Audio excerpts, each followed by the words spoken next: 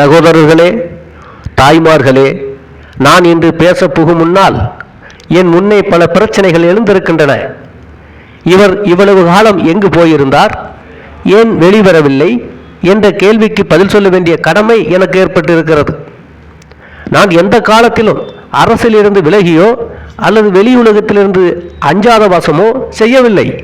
இரண்டாம் உலக யுத்த முடிவு என்று வல்லரசுகள் தற்காலிகமான யுத்த நிறுத்த நீடிப்பு முறையை கையாண்டு திரைமறைவிலே மூன்றாவது உலக யுத்தத்திற்கான முன்னேற்பாடுகளை செய்து வருகின்றன என்று தெரிந்து கொண்டு இருந்தனர். அடுத்த போருக்கு ஆயத்தமாவதற்கு இடையேயுள்ள நேரத்தை சமாதானம் என்ற பெயரால் வல்லரசுகள் அழைத்து வந்தன. இவ்வாறு உலக நாடுகள் மூன்றாவது உலக யுத்தத்திற்கு அணுகுண்டு போன்ற பலம் வாய்ந்த நாசகார ஆயுதங்களை வைத்துக் கொண்டு தயாராகி கொண்டிருக்கையில் இந்தியாவின் இந்த நிலைமை என்ன, இங்குள்ள மக்களின் நிலைமை என்ன, இங்குள்ள மக்களின் நிலைமை எவ்வாறு இருக்கிறது? பல கட்சிகள், பல குழப்பங்கள், நாணய செலாவணி சிக்கல், பலமான பிளாக் மார்க்கெட், இதை தடுக்க இயலாது சர்க்காருக்கு ஏற்பட்டுள்ள தத்தளிப்பு, சுயநலக்காரரின் கொள்ளை, இவை மலிந்து கிடக்கின்றன. தொழிலாளி மாறுதலற்ற நிலைமையில் பட்டினியால் தொடர்ந்து வாடிக்கொண்டிருக்கின்றான். சுதந்திரம் வந்துவிட்டது என்று நாம் கூறுவதின் பொருள் என்னவென்று மக்களிடையே கேள்வி பிறந்திருக்கிறது. ஆட்சிபுரத்திலிருந்து பிரிட்டிஷ்காரன் ஒளிந்து போனதே சுதந்திரம் வந்துவிட்டது என்று நாம் கூக்குரலிட்டு கூறுகிறோம். ஒளிந்து போவதற்கும் ஒளிந்து நிற்பதற்கும் எவ்வாறு ஒரே ஒரு எழுத்து மாத்திரம் வித்தியாசம் இருக்கிறதோ அதே நிலையில் பிரிட்டிஷ்காரர் இந்தியாவை விட்டு ஒளிந்து போகாமல் ஒளிந்து நின்று கொண்டிருக்கிறான என்று வேறொன்றுமில்லை. ஏன் பிரிட்டிஷார் இவ்வாறு மறைந்து நிற்கின்றனர் என்பதை தாம் ஆலோசிக்க வேண்டும். உலகத்தின் எதிரே நிற்கும் மூன்றாவது உலக யுத்தம் கடந்த காலத்தில் நடைபெற்ற 2 உலக யுத்தங்களையும் போலன்றி நாகரிக வளர்ச்சிக்கு அறிகுறியான நவீன இயந்திர சக்திகளுடன் பலமான அழிவு வேலையை செய்யும் என்பது சந்தேகமற்ற ஒரு விஷயமாகும். இந்தியாவை பொறுத்தவரையில் இந்த போர்முறை மாற்றத்திற்கு விலகி நிற்பது அல்ல, சிறைச்சாலைக்கு செல்லுதல், 144 தடை உத்தரவை மீறுதல் போன்ற சாதாரண முறையில் இனிமேல் நமது போராட்டம் இருக்காது. ட்ரூமன் போன்றோரிடம் அணுகுண்டு இருக்குமானால் எங்களுக்கும் அதை தயாரிக்கும் சக்தி இருக்கிறது என்று இந்தியா கூறும் காலம் இது. நமது சுதந்திர போராட்டம் ஆரம்பத்தில் இருந்த நிலை என்னவென்றில், அலங்காரமான பந்தல்களிலே நமது தலைவர்கள் ஒன்று கூடி அழகாக பிரசங்கள் செய்து பின்னர் கலைந்து சென்றது ஒரு காலம். அதற்கு பின்னால் தேசத்தில் உள்ள மிதவாதிகள் ஒன்று கூடி மன்னர் பிரான் வாழ்க என்று தீர்மானங்களை நிறைவேற்றிக் கொண்டிருந்த ஒரு காலம் வந்தது. அதற்கு பின்னால் ஆட்சி பொறுப்பை நடத்தும் விதத்தில் பல குறைகளை எடுத்து கூறியதோடு மாத்திரமின்றி மாநாடுகளிலே நாற்காலிகளும் மேஜைகளும் பறந்து விளையாடிய காலம். லோகமானிய திலகர் போன்ற தீவிரமான தலைவர்கள் இந்திய அரசியலில் புகுந்து மக்களை வெளிப்படைய செய்த காலம். அதற்கு பின்னால் வெளியே வராது மறைந்திருந்து பலமான இயக்கங்களை நடத்தியும் அயல்நாடுகளுக்கு சென்று அங்கு இருந்து கொண்டு இந்திய சுதந்திரத்திற்கு என்னென்ன தந்திரங்களை கையாள வேண்டும் என்று சிந்தித்து செயலில் செய்து காட்டியது ஒரு காலம். அதற்கு பின்னால் பிரிட்டிஷார் நாங்கள் ராஜாங்க ஆலோசனை சபையில் உங்களுக்கு ஸ்தானங்கள் அளிக்கின்றோம் என்று பேரம் பேசிய காலம். இந்த நிலையில் தேசிய வளர்ச்சியில் பல சீர்திருத்த நிலைகள், இரட்டை ஆட்சி முறை, அதற்கு பின்னால் ராஜாஜி வியாக்கியானம் செய்து கொண்டிருந்த விசேஷ அதிகாரத்தை எங்கள் கையில் கொடுத்துவிட்டு நீங்கள் இதர காரியங்களை கவனித்து வாருங்கள் என்று நாடகம் நடத்திய காலம். அதற்கு பின்னால் இப்போதுள்ள குடியேற்ற நாட்டு அந்தஸ்து பெற்ற அரசியல் சீர்திருத்த நிலை, இவ்வாறு இந்திய அரசியலில் பல மாறுதல்கள் நிகழ்ந்து வருகின்றன. இன்றைய நிலை என்ன என்பதை கவனிப்போம். அரசாங்கம் ஆட்சி பொறுப்பை மாத்திரம் வகித்து வந்தது போக சாதாரணமான மக்களின் உடை, உணவு, விடு மூச்சு இவைகள் எல்லாவற்றிலுமே அரசாங்கம் தலையிட்டு கொண்டு திண்டாடும் நிலை. எங்கு பார்த்தாலும் எதற்கும் சர்வத்திற்கும் ரேஷன். லஞ்சம் அழிந்து போய்விட்டது. லஞ்சம் கொடுப்பது அக்காலத்தில் எவ்வளவு தூரம் மறைமுகமாக செய்யப்பட்டதோ அதற்கு நேர்மாறான நிலையில் வீதியில் பொடி கொடுத்து வாங்குவது போன்ற வாங்கி கொள்வது போன்ற இந்த சர்வ சாதாரணமாக விஷயமாக மாறிவிட்டது. அதோடு மாத்திரமல்ல, மக்களின் நிலைமையிலும் பலத்த மாறுதல். மிருகங்கள் கூட ஒன்றை ஒன்று தாக்கிக் கொள்ளும் போது சரியான காரணங்களுடன், அதாவது எதிர்ப்படும் மற்றொன்றினால் தன் உயிருக்கு ஆபத்து, தன் இளங்கன்றுக்கு துன்பம், தனக்கு இடைஞ்சல் இதுபோன்ற காரணங்களாலேயே தாக்கும். ஆனால் இந்த நாட்டிலே விளையாட்டாக, வேடிக்கையாக, மிக கேவலமாக மனிதர் ஒருவர் தாக்கிக் கொள்ளும் படும் மோசமான நிலை, கைலியும் தொப்பியும் அணிந்து செல்லும் ஒருவனை கண்டு அவனை கொல்ல மற்றவர் வருவதும், வேஷ்டி விபூதியுடன் சென்றால் அவனை மற்றவர் தாக்கிட வருவதும், தாடி சீப்புடன் சென்றால் இவன் சீக்கின் என்று விரட்டுவதும் சர்வ சாதாரணமாகிவிட்டது. இந்த வெறிக்கு ஆண், பெண், குழந்தை, வயோதிகர், நோயாளி, அங்கஹீனன், கர்ப்பிணி என்ற பேதமே கிடையாது. அதோடு தீ வைப்பு, கொள்ளை போன்றவர்களுக்கு கணக்கு வழக்கில்லை. சர்க்காருக்கும் தெரியாத நிலையில் மோட்டார் போன்ற வாகன வசதிகளை கொண்டு துரிதமான காலத்தில் பல பகுதிகளில் சென்று ஒருவர் அடித்துக் கொள்ளும் அதிக கேவலமான நிலை நம் நாட்டின் தலைநகரில் மலிந்து கிடக்கின்றன. மக்களின் சுகாதார நிலை படுமோசம். விதவிதமான வியாதி, பெயர் தெரியாத பலவித சிகிச்சை முறை. இது முதிர்ந்த சமயத்தில் வியாதிஸ்தர்களை படுக்க வைப்பதற்கு கூட இடம் கிடைக்காத பரிதாப நிலை. உணவு நிலை படுமோசம். சினிமா நிறம் போன்ற விதவிதமான நிறங்களிலே ரேஷன் அரிசி தோன்றும் வித்தை. கிளப்காரர்களின் பழைய அன்பான மனது மாறிப்போய் உண்ண வருபவரை பழங்குழி வாங்க வருவோம் போல் நடத்தும் விசித்திரமான நிலை. மக்களின் கவனத்தை காமாந்தகாரத்திற்கு இழுத்து செல்லும் சினிமா காட்சிகள், இதற்கு டிக்கெட் எடுக்க செல்லும் மக்கள் படும் நிலை, இதை பற்றி பேசிக்கொண்டே இருக்கலாம். கடந்த 2 உலக மகா யுத்தங்களிலும் தனக்கு எதிராக நின்று போராடிய நாடுகளை அடியோடு அழிக்கும் திருப்பணியில் தான் செய்ய வேண்டிய எல்லாவற்றையும் பின்னால் பதுங்கி நின்று பிற நாடுகளை கை கருவிகளாக கொண்டு தன்னுடைய காரியத்தை சாதித்து வருகிறது பிரிட்டன். கடந்த யுத்தத்தில் இந்த பொறுப்பை பெல்ஜியம், பிரான்ஸ் போன்ற நாடுகளின் தலைமையில் சுமத்தியது. அதுபோன்று சமீபகால 2வது உலக யுத்தத்திலும் தன் எதிரியான ஜெர்மனியை கவிழ்த்த பொறுப்பை ரஷ்யாவின் தலைமையில் சுமத்திய பிரிட்டன் சுமத்தியது. ஜெர்மனியின் ஆயுத பலத்தையோ போர் முறையையோ எதிர்த்து பிரிட்டிஷார் வெற்றியடைந்து விடவில்லை. ஜெர்மனிய வெற்றிக்கு இயற்கை பலத்தை எதிர்ப்பே கொடுத்தது. 100 வருட காலத்திற்கிடையே ஏற்படாத கொடிய பணி ஏற்பட்டு ஜெர்மனியருக்கு பாதகமாக நின்றது. இவ்வாறு 2 யுத்தங்களிலும் பிரிட்டன் தந்திரோபயங்களை கையாண்டது போல் உலகை எதிர்நோக்கி நிற்கும் 3வது உலக மகா யுத்தத்திலும் தனக்கு சாதகமாக ஒவ்வொரு நாட்டிலும் பல கையாட்களை பிரிட்டனும் அமெரிக்காவும் தயாரித்து வருகின்றன. கடந்த யுத்தங்களில் பிரிட்டன் அமிதமான கடல் வலிமையை கொண்டு தன் நாட்டை காப்பாற்றிக் கொண்ட போதும் கொண்டது போல் 3ஆம் மகா யுத்தத்தில் செய்ய முடியாது.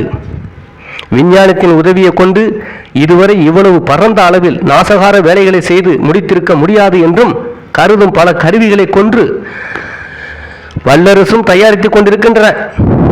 இதை பிரிட்டன் நன்கு அறிந்தே புதிய யுத்தம் தோன்றினால் தன் தலைநகர் எத்தகைய நாசக்கேடுகளுக்கு உள்ளாகும் என்று தன்னுடைய பொக்கிஷங்களையும் பல இரகசிய சஸ்தாவேஜிகளையும் தன்னுடைய நாட்டுடன் தரைமார்க்க தொடர்பற்றதும் நீண்ட தூர சமுத்திர பயணத்தில் உள்ளதும் பலத்த நாடுகள் நிறைந்துள்ளதான தென்னாப்பிரிக்காவிற்கு அனுப்பி அங்கு தனக்கு ஆதரவான மேற்கு ஐரோப்பிய குட்டி நாடுகளின் ஆளுகைக்கு உள்ளே இருக்கும் காலனியில் சேமித்து பத்திரப்படுத்தி வைத்திருக்கிறது. சமீப காலத்தில் பிரிட்டன் மன்னர் தென்னாப்பிரிக்காவில் சுற்றுப்பிரயாணம் செய்ததின் மர்மம் இதுதான்.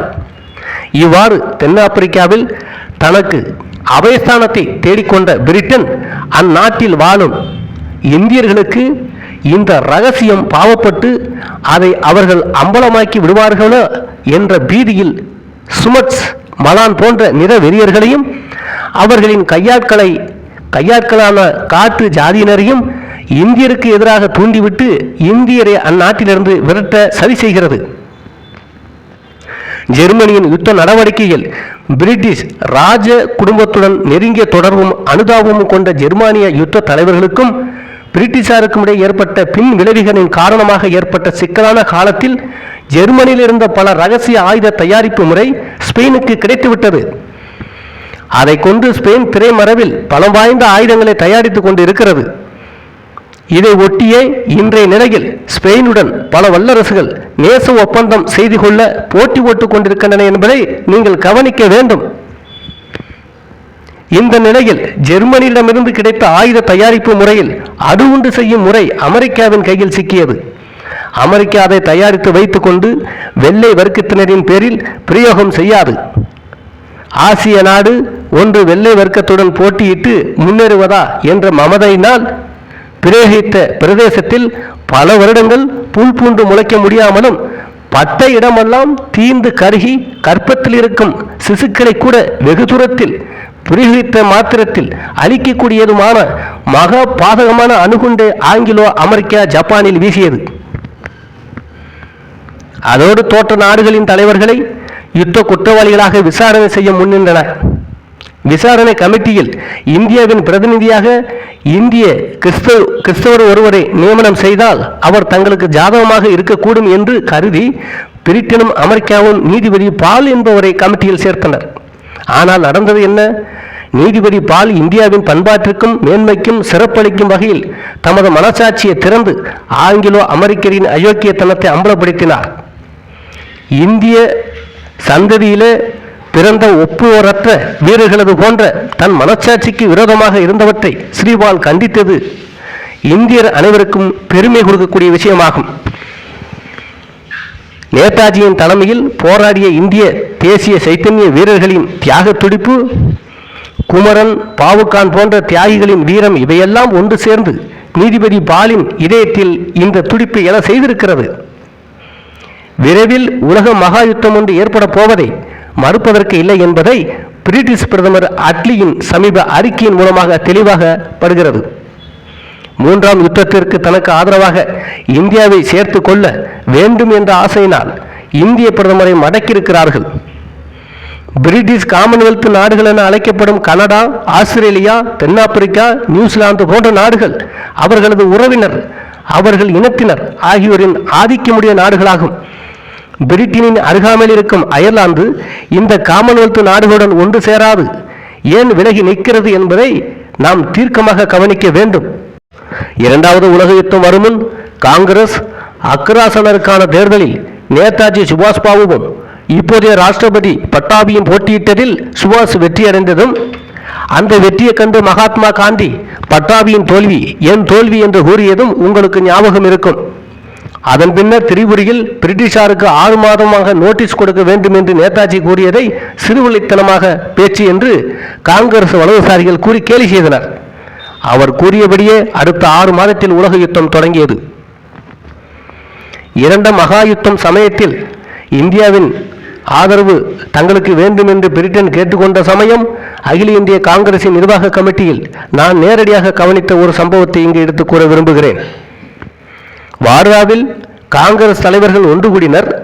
சிறிது நேரத்தில் இப்போதைய இந்திய பிரதமர் நேரு எழுந்து உலகத்தில் உள்ள ஜனநாயக நாடுகள் அனைத்தும் யுத்தத்தில் பிரிட்டனுக்கு உதவி செய்ய முன்வந்திருக்கின்றன என்று கூறினார். அப்போது நேதாஜி சுபாஷ் எழுந்து நேருஜியை நோக்கி, உலக ஜனநாயக நாடுகள் என்று தாங்கள் குறிப்பிடுவது கனடா, ஆஸ்திரேலியா, தென்னாப்பிரிக்கா போன்ற நாடுகளா, அல்லது இலங்கை, பர்மா போன்ற பிரிட்டிஷ் அடிமை நாடுகளா, அல்லது இவ்விரண்டிலும் ஈடுபடாத நாடுகளா என்று கேட்டார். பதிலே கிடையாது. சிறிது நேரம் கழித்தும் நேருஜி மீண்டும் பாசிசம் தலைதூக்கி வருகிறது, அதை அடக்க ஆங்கிலோ அமெரிக்க நாடுகள் முன் வருகின்றன, அதற்கு நாம் உதவ வேண்டாமா என்றார். அதற்கு நேதாஜி சொன்னார், பாசிசம் தலையெடுக்காமல் தடுக்க வேண்டும் என்பது நியாயமே. ஸ்பெயினில் பாசிசம் தலைதூக்கிய சமயத்தில் பிரிட்டிஷார் அங்கு பாசிசத்தை அடக்காது எங்கு சென்றனர் என்று கேட்டார். மீண்டும் சபை நிசப்தம். மூன்றாம் முறையாக பண்டித நேரு, சிறிய நாடுகளை காப்பாற்ற ஆங்கிலேயர்கள் போர் புரிகின்றனர் என்றார். நேதாஜி மீண்டும் சொன்னார், சிறுபான்மை நாடுகளை காப்பாற்ற போர் புரிவதனால் மியூனிக் ஒப்பந்தத்தில் பிரிட்டன் கையெழுத்து போட்டதன் அர்த்தம் என்ன? அச்செய்கை சிறுபான்மை நாடுகளை காட்டி கொடுக்காது அல்லவா என்று கேட்டார். உடனே நேருஜிக்கு உள்ள அவசர கோபம் வந்தது. கையில் இருந்து புஸ்தகத்தால் நேதாஜியின் தோளில் லேசாக தட்டி யூ என்று வெறித்து பார்த்தார். நேதாஜி பொறுமை குறைந்து ஒன்றும் சொல்லவில்லை. சிறிது நேரம் மௌனமாக இருந்த பிறகு எழுந்து மகாத்மாவை பார்த்து கொண்டு, நேருஜியை தாங்கள் இவ்வளவு காலம் போதித்து வரும் அகிம்சையும் அதை கடைபிடிப்பதையும் முதன்மையானவர் என்று தங்களால் கூறப்படுவர் கடைபிடிக்கும் முறையும் இதுதானா? அழைத்தீர்கள், வந்தேன், கடமையை செய்தேன், போகிறேன் என்று கூறிவிட்டு வெளியேறிவிட்டார். அங்கிருந்து வெளியேறி வந்து தன்னுடைய வேலையை தொடர்ந்து செய்து கொண்டு வந்தார். பின்னால் காந்தியின் ஆணைப்படி யுத்த எதிர்ப்பு கோஷமிட்டு பல தலைவர்கள் சிறை சென்றனர். இந்த நிலையில் 1941 ஆண்டு ஜனவரி 26 சுபாஷ் பாபு எங்கோ மறைந்து சென்றார் என்ற செய்தி வெளிவந்தது. ராஜாஜி என ராஜா கோபாலாச்சாரி போன்றோரை இந்த விஷயத்தில் அபிப்பிராயம் கேட்டதற்கு சுபாஷ் வேறு எங்கு சென்றிருப்பார், தற்கொலைதான் செய்து கொண்டிருக்கலாம் என்று கூறினார். இரண்டாம் உலக யுத்தத்தின் கடைசி பாகத்திலே மணிப்பூரிலே இந்திய தேசிய கொடியை நேதாஜியின் சுதந்திர சேனை போராடி வெற்றி என்று பறக்கவிட்டது. ஒரு சில மாத பயிற்சியுடன் உலகிலுள்ள ஒவ்வொரு நாட்டு போர் வீரனும் ஆச்சரியப்படும் அளவில் இந்திய தேசிய இராணுவத்தினர் போரிட்டனர். நேதாஜியின் பெருமை இதன் மூலம் எடுத்து காட்டப்பட்டது. முக்கியமாக நேதாஜியின் படையில் அதிகமாக பங்கு பெற்றிருந்த தமிழர்களின் வீரம் உலகிற்கு எடுத்து கூறப்பட்டது. நேதாஜியே தமிழ் வீரர்களை பாராட்டி, நான் மறுபடியும் பிறந்தால் ஒரு தென்னிந்திய தமிழனாக பிறக்க வேண்டும் என்று கூறியிருக்கிறார். யுத்தம் முடியவும் அதையொட்டி ஏற்பட்ட இந்திய அரசியலின் மாற்றமும் எல்லோருக்கும் நன்கு தெரியும். இந்தியாவில் தனக்கு சாதகமான மிதவாதிகளிடம் கட்சி பொறுப்பு இருக்குமானால் தான் நினைத்த சமயத்தில் யுத்த காலத்தில் இந்திய சக்தியை தன் பக்கம் உபயோகித்துக் கொள்ளலாம் என்ற பிரிட்டிஷார் கருதி அதற்கான காரியங்களை செய்து வருகின்றனர். காஷ்மீர் நம் யுத்த நிறுத்தம் என்ற வேடிக்கை காட்டி ஐநா இராணுவம் என்ற பெயரால் வெள்ளை இராணுவ பலத்தை அதிகப்படுத்த பிரிட்டன் சதி செய்கிறது. ரஷ்யாவுக்கு எதிராக போர் எழுமானால் அதன் எல்லையோரத்தில் இருக்கும் காஷ்மீரை தன்னுடைய பலமான விமான தளமாக கொள்ளலாம் என பிரிட்டன் ஆசை கொண்டிருக்கிறது. கிழக்கிந்திய தீவுகளான ஜாவா, சுமத்ரா தீவுகளில் தங்கள் ஆதிக்கத்தை அதிகப்படுத்திக் கொள்ளும் பொருட்டே டச்சுக்காரரை போர் நடவடிக்கையில் ஈடுபடும்படி பிரிட்டன் தூண்டிவிட்டு வருகிறது. இவ்வாறு உலக சக்தியை தன்வசம் திருப்ப முயன்று கொண்டிருக்கும் பொழுது சீனாவில் ஏற்பட்ட மாறுதல் பெரிய அதிர்ச்சியை உண்டாக்கி இருக்கிறது. சீனாவின் வீழ்ச்சி குறித்து எதுவும் பேசாமல் மௌனமாய் எல்லா நாடுகளும் இருக்கின்றன. இந்த நிலையில் சீனாவை போன்ற கதி இந்தியாவுக்கு ஏற்பட்டுவிடக் கூடாது என்று இந்திய உதவி பிரதமர் பட்டேல் விடுத்திருக்கும் அறிக்கையானது சற்றும் பொருத்தமற்றதாகும்.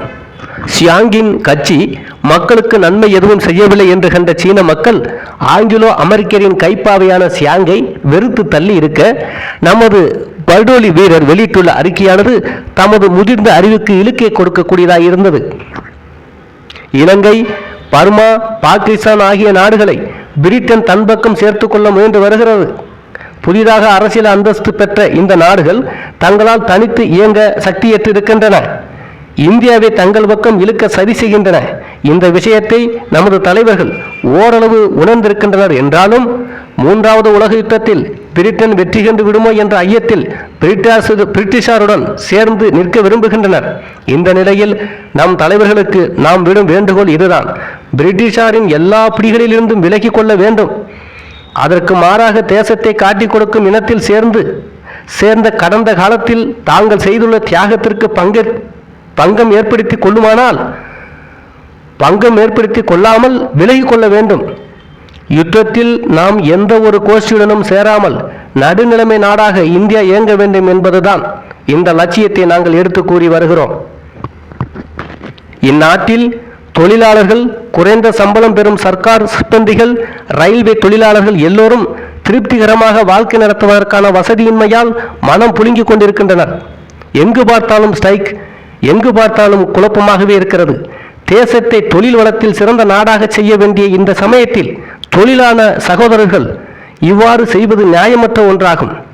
இன்னும் மாணவர்கள், பள்ளி ஆசிரியரிடையே உள்ள மனக்கசப்பு நீங்க வேண்டும். நாம் ஆத்திரப்படக்கூடாது. ஆத்திரப்பட்டு தேசத்தின் பிற்போக்குக்காரர்களுக்கும் துரோகிகளுக்கும் நாமே சந்தர்ப்பத்தை உண்டாக்கி கொடுக்கக்கூடாது. நேதாஜி சுபாஷ் போஸ் சௌக்கியமாக இருக்கிறார். நவீன இயந்திர சாதன வசதிகளால் இப்போது ஒவ்வொருவருக்கொருவர் எவ்வளவு தூரத்தில் இருந்த போதிலும் தொடர்பு கொள்ள முடியும். இதை கண்டுகொண்டு நான் மீண்டும் உங்களுக்கு சொல்கிறேன், நேதாஜி சுபாஷ் பாபு உயிருடன் இருக்கிறார். அதோடு தக்க தருணத்தில் மூன்றாவது உலக யுத்தம் ஏற்படும் பொழுது நம்மை தலைமை வகித்து நடத்தி செல்ல அவர் மீண்டும் நம்மிடையே வந்து சேருவார். அவருடைய ஜனன தினமாகிய இந்த புனித தினத்தில் தமிழக மன்னன் பாண்டியரின் தலைநகரான மதுரை மாநகரிலே ஸ்ரீ மீனாட்சியின் பேரில் ஆணையிட்டு நாங்கள் எதிர்வரும் உலக யுத்தத்தில் எந்த ஒரு வல்லரசு கூட்டத்தினுடனும் சேராமல் நடுநிலைமை வைத்து வருவோம் என்று பிரதிஜை செய்து கொள்ள வேண்டும் என்று கேட்டுக்கொள்கிறேன்.